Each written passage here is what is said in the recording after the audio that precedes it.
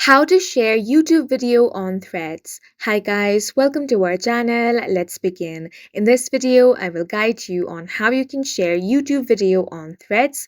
For this, you want to download and install the Threads app on your device. Now tap it open. Make sure to sign into your account. Now what you want to do is open YouTube app and search for the video that you want to share on Threads.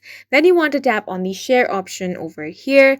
Now tap on copy link. Once the link has been copied to your clipboard, you want to again head over to the Threads app in this way. Now tap on the plus icon at the bottom of your screen, or you can also tap on the What's New option at the top.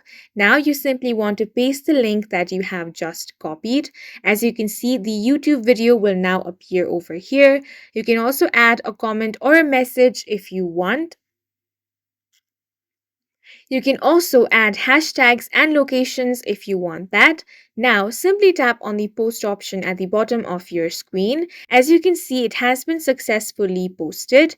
Now, if you view this, this is how it's going to look like. And in this way, you can share YouTube video on Threads. And that's it for this video. If you found it helpful, please make sure to hit the like button and subscribe for more videos like this.